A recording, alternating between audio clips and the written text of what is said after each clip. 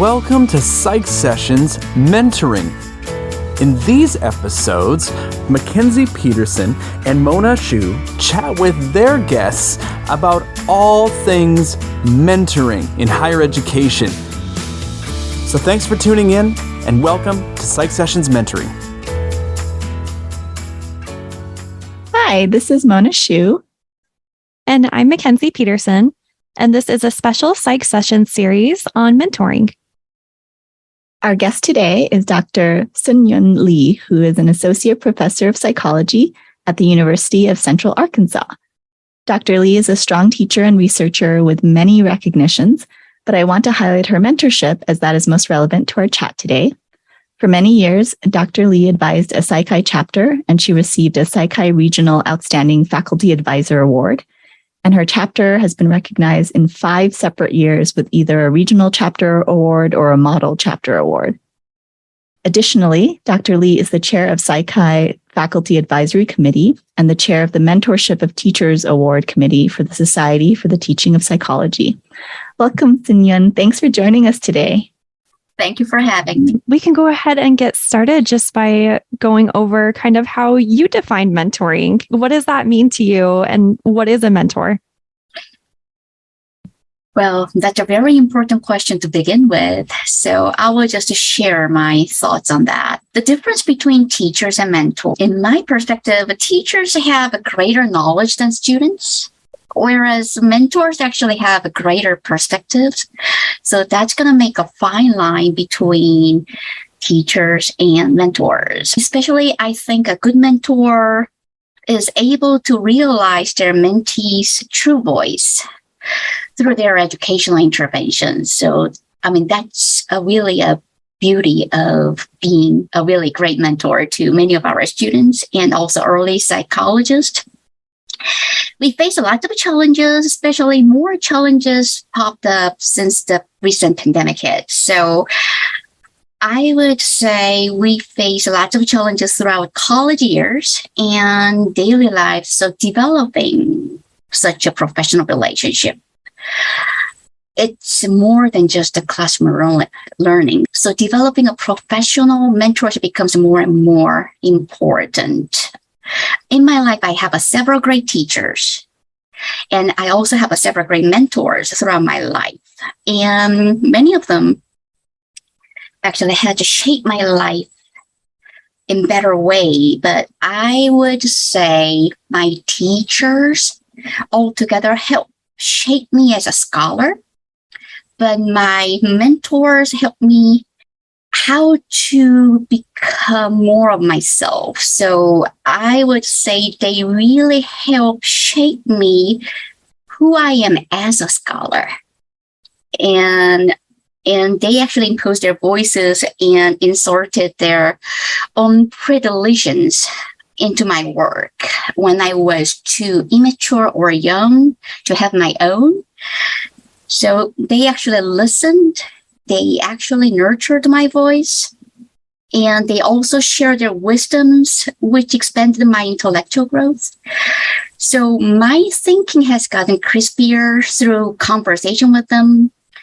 It's been fairly enjoyable to focus on overarching questions about, my lifetime and also my mentee's lifetime goals and how to achieve them. So that's how I define mentorship. That's fantastic. I want to dive a little bit into this distinction.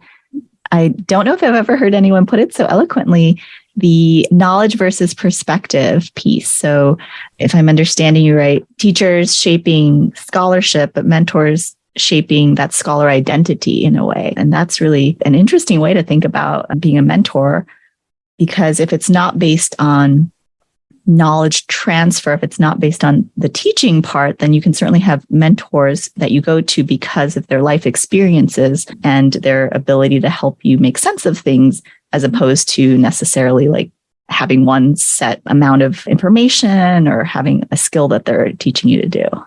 Am I understanding that right? Yes, that's absolutely correct. And altogether, the great thing about having a good mentorship have to do with making your life journey meaningful.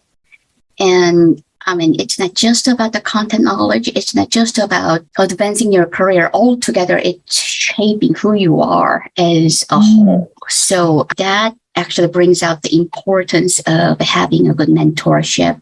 And it also make our mentees generally perform better in their program. And furthermore, they perform better after they graduate from their program. We are kind of extending our line from one generation to another to actually show the multiple steps of lifetime goal to make their life richer. So I think that is fairly enjoyable to watch them grow. And it's been very rewarding for me, and I'm pretty sure many other mentors in the world actually to expand their social circle.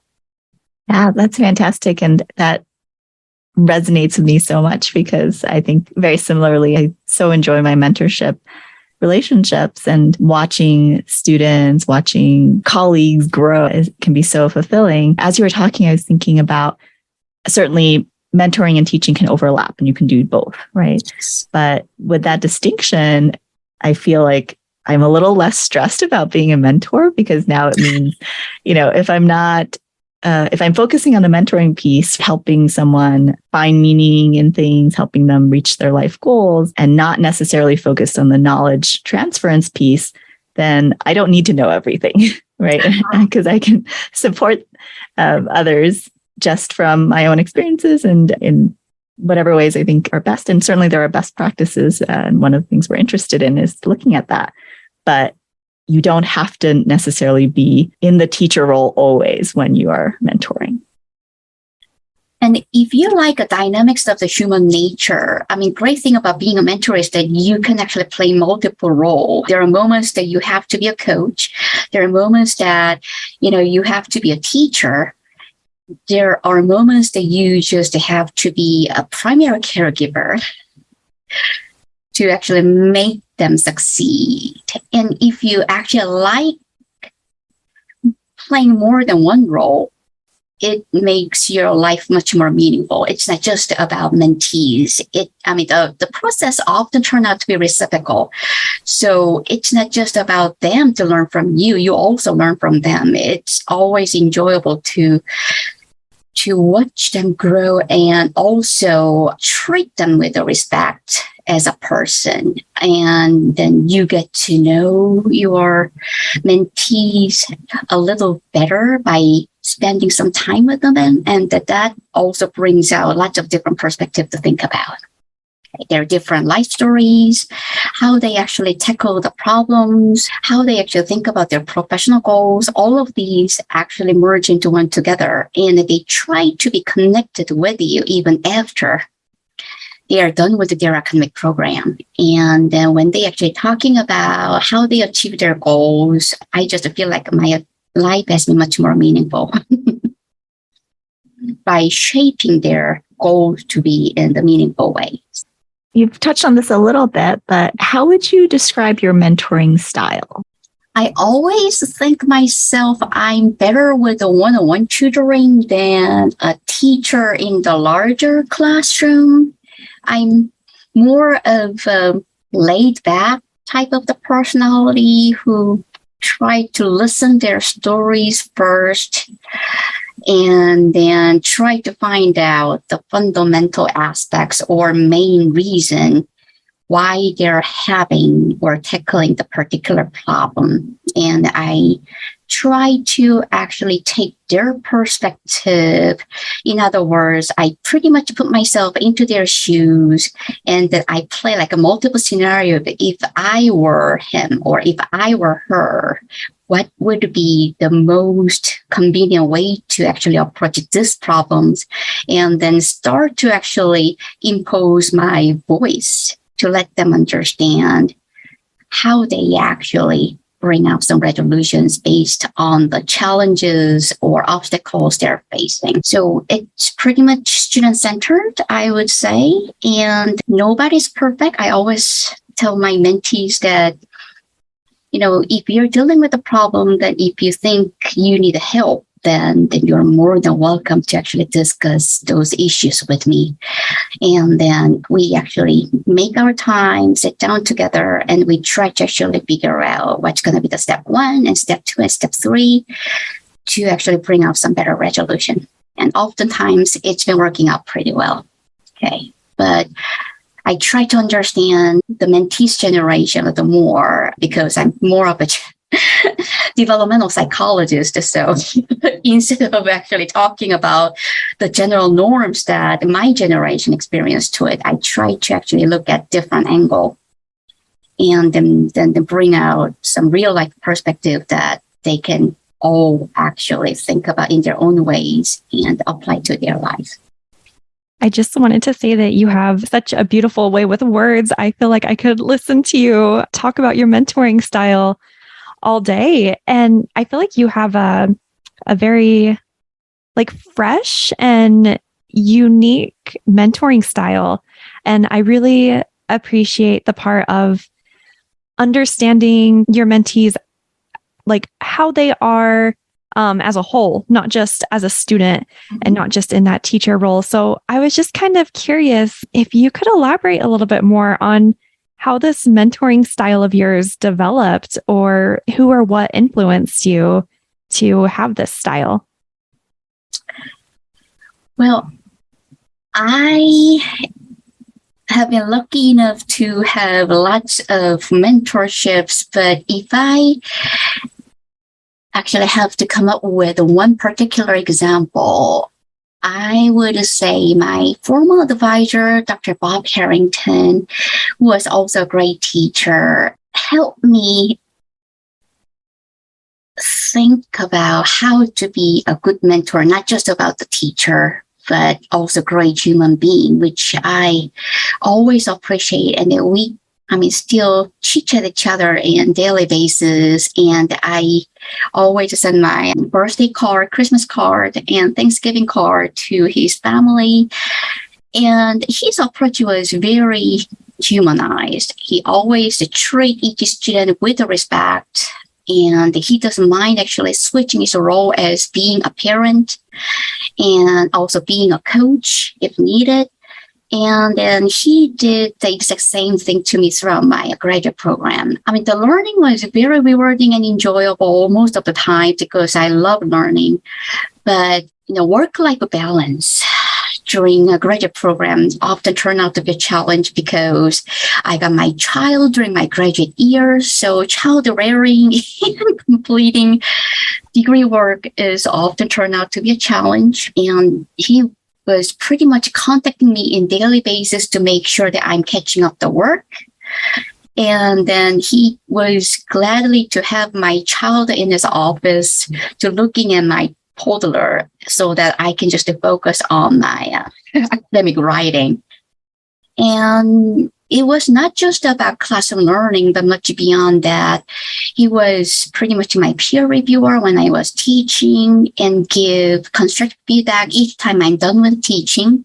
So I got a lot of benefits from my former advisor. And on top of that, he also helped me out how to work on different types of academic writing, from cover letter to grant writing. That was so helpful. And still, those skills are living with me even after I graduated from the college. And he tried to actually bring out all different parenting strategies that I could apply to home. So he didn't just see me as a student. He actually saw me as a person, a mother, a student who can potentially be above and beyond. And I feel beyond grateful to having the mentorships around my graduate program. And when I actually graduated, he showed up during the commencement and shared his wisdoms. And one of them really struck me is, if you do the same thing to your teachers, that's going to actually shape our lives a lot greater. And then I'm still following the footsteps. So my advisor was just a wonderful person. Yeah, they definitely sound like such a fantastic person to have help you through your graduate experiences. I'm still struck by them helping you with your child so you could work on writing. I feel like that's something just so above and beyond what we would expect from our mentors. So it just goes to show how much they cared about you as a person to take on this extra task to watch you or to help you succeed. Well, I realized that, our performance becomes optimal if you have a mentors who stand by your side and helped you actually figure out what you want to be. And definitely I got the need covered by my advisor. And the reason why I'm here and become a scholar and become a teacher and become a mentor, it's not just about me doing a great job. It's all the mentors who actually help shape me who I really want to become. So that's the great thing about mentorship. That's so wonderful. I love this idea of mentorship in terms of support for self-actualization, maybe we can say. One question we've been having all our guests talk about is in the context of DEI, so diversity, equity, and inclusion. Mm-hmm. And I'm curious how DEI has shown up or not for you in your mentoring experiences, whether that's as a mentor or as someone being mentored. Well, that's a very challenging question to answer that, because nowadays the promoting DEI has been pretty much popular across many campuses, and certainly our school is one of them. And I have many different thoughts about, how to tackle that issues, but compared to many other different states that I lived in, I think, the state that we consider southern region, person like me who belongs to Asian, Pacific Islander, and female, doesn't seem to belong the majority group. So, if I were in, for example, in West Coast, like California, you will see more of the Asian population. But here in state of Arkansas, that's not the case.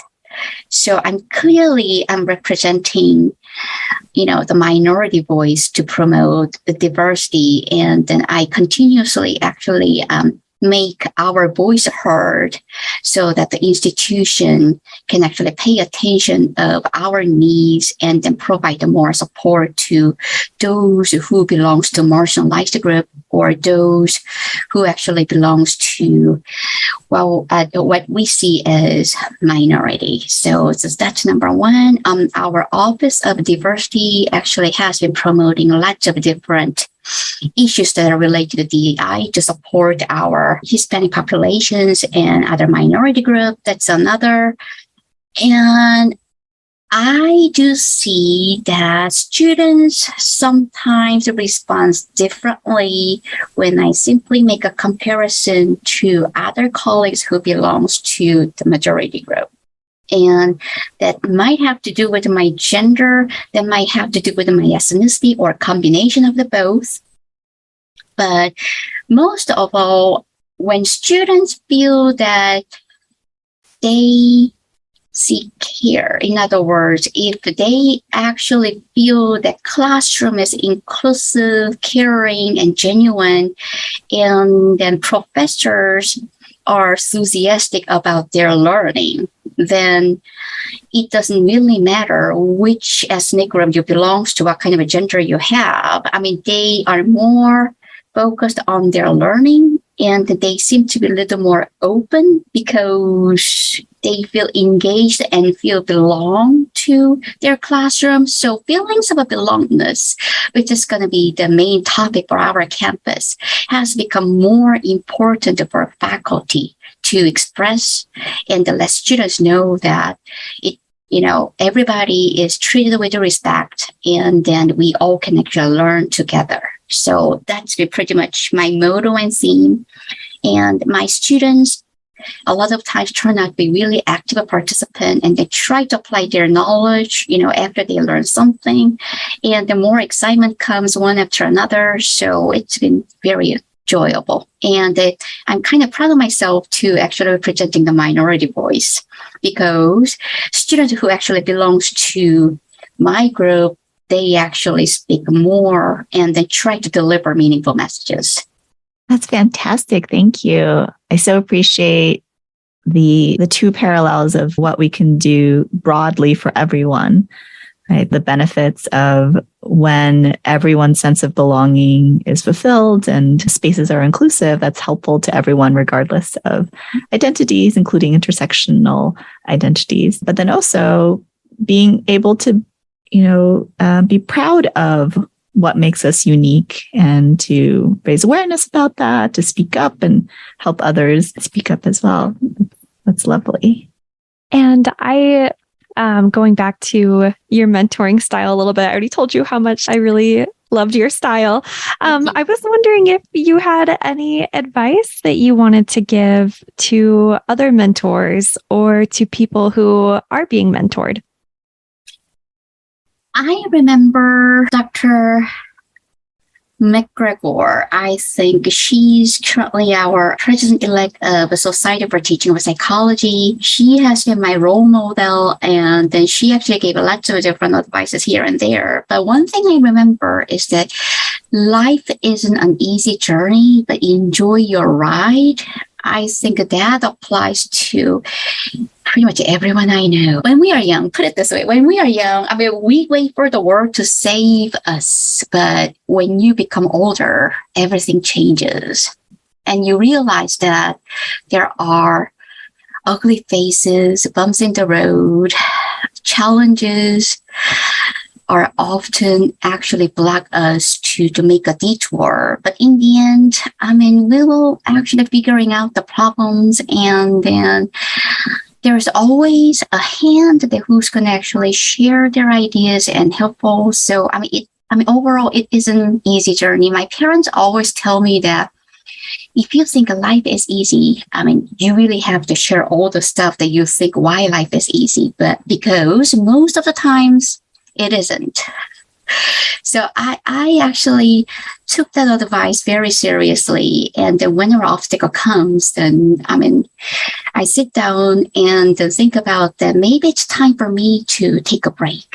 And then maybe it's a time to do the self-care. And then just to have my own downtime. And the things move on. And I think, all right, so tomorrow is another day. So there's going to be another way that I can actually figure out something and then do my best and then make myself excel. So that's how I actually view my life. Oh, that's such a great outlook. And then I was wondering, from a graduate student perspective, how do you kind of help your graduate students take on this perspective if they're going through hard times or they're struggling through the program? Well, I normally have my coffee time or a tea time with them. So first I move the location, because sometimes classroom itself can bring out a lot of burnout and all the stressful events they don't want to think about. So having some fresh air is very helpful. So starting from there, we actually start, daily conversation of how life goes. And then I ask them make a connection between their work life and their personal life. A lot of the times they struggle because they fail to minimize the gap between work and life. That turns out to be the case. And then I listen to them and then try to find a way to minimize the gap between the two. Child care turned out to be another issue, especially if my mentees are single moms and have more than one kid to take care of. It often turned out to be a challenge to work on papers, for example, or catching up the course load. And I normally advise, no matter what, family comes first. So you can actually suffer yourself to not getting things done and also struggle with catching up your family work. If that's the case, you just have to pick one. And if that's the case, your family matters the most. Okay.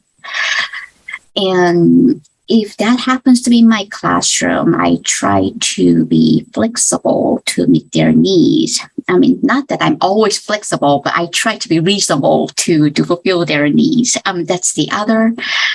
And it's always important to let them come down first before they actually talk about the multiple stuff.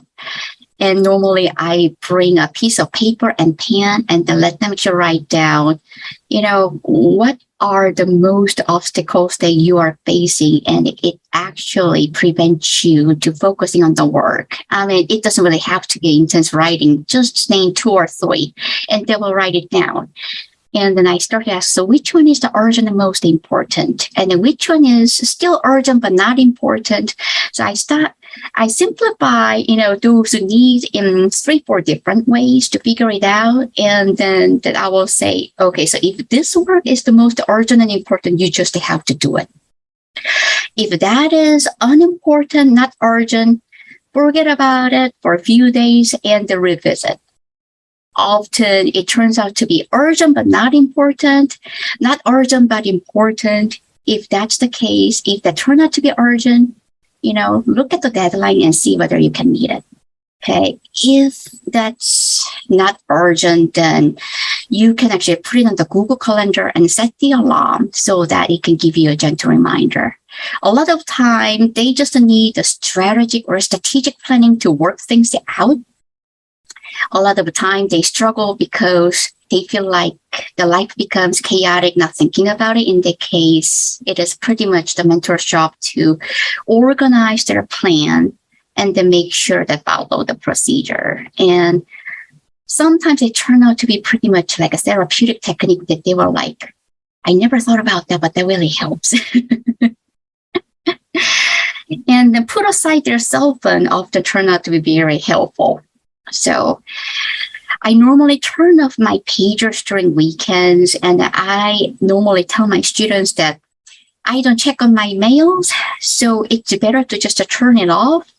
I'm not going to be reachable, so just understand that. But you will get my response probably on Monday morning. So I'm not going to be offended even if you send me something during the weekends, but you just have to wait. In other words, I'm also teaching, the lessons of a delayed gratification. So, that's another thing. So small little things that actually shape who they want to become and how they want to actually behave and then how they can actually overcome the obstacle and then move themselves forward.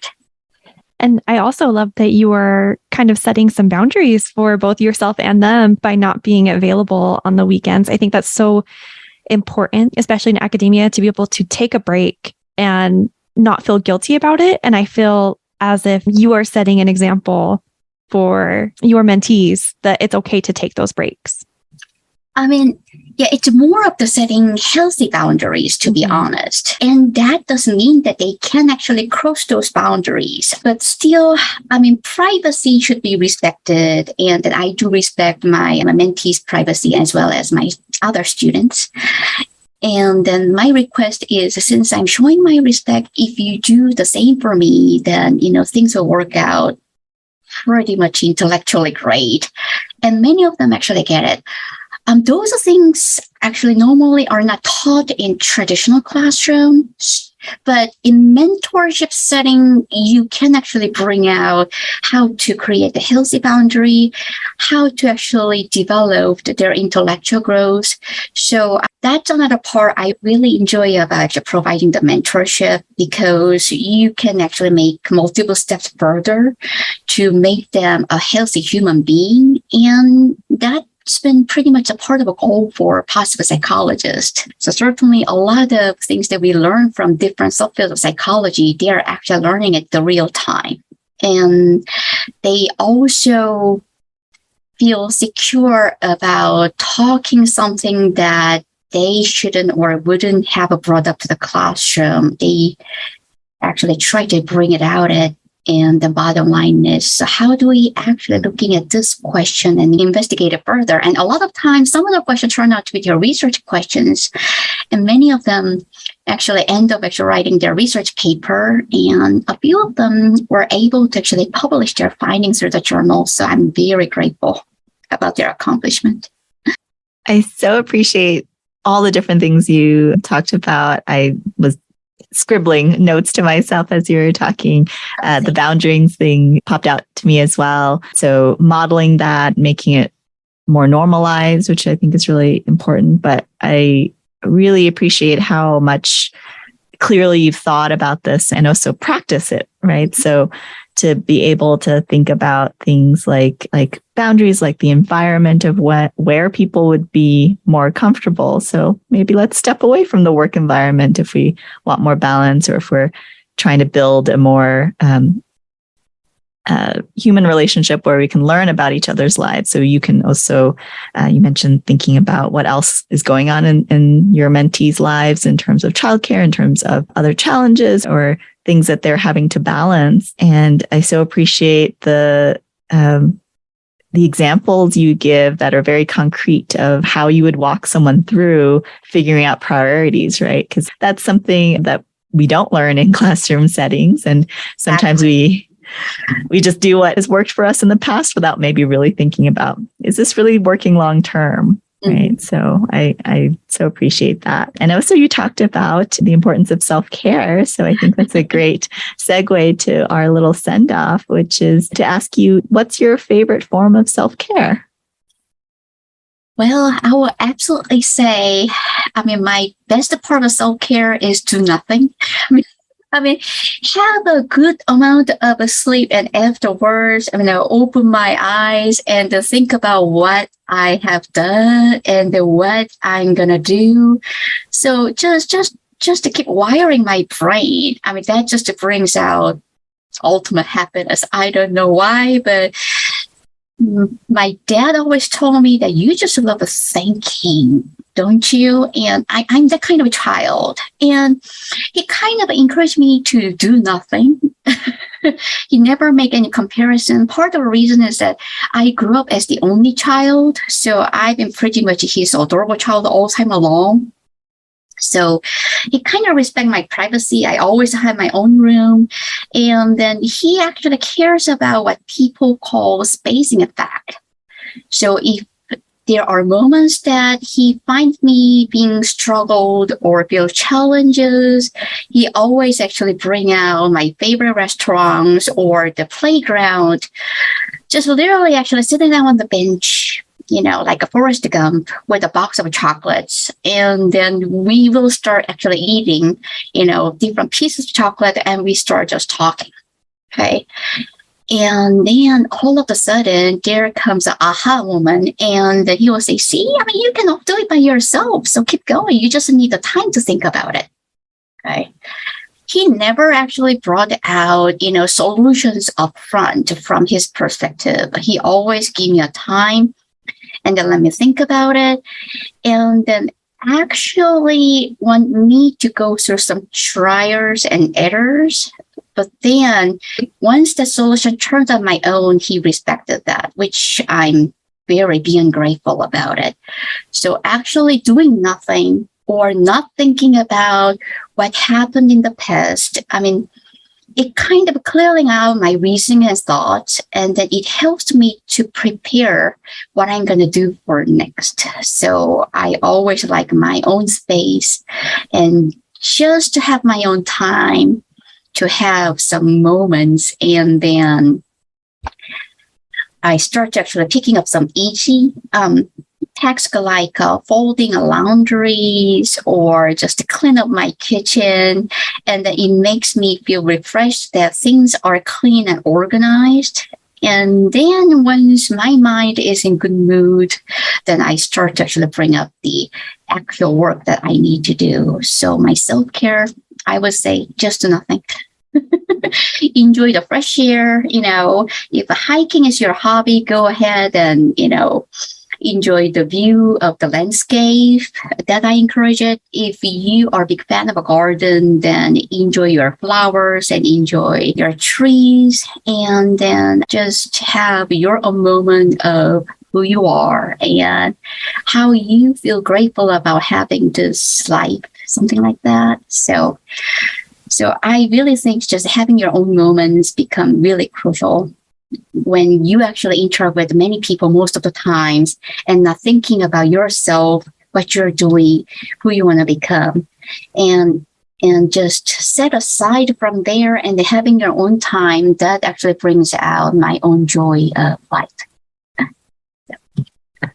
That's so lovely. And I think it's such a nice way to think about self-care broadly as finding those moments for yourself, whatever those activities are. And I love the idea of just doing nothing, not putting any pressure on yourself. But it sounds like from those stories, it also allows your mind to rest and then gives you time to reflect, and good things come from just kind of unplugging for a little bit. Thank you for sharing that. So thank you, Dr. Lee, so much for all the wisdom today. And thank you, everyone. And thank you, everyone, for listening. Stay tuned for other episodes in this series.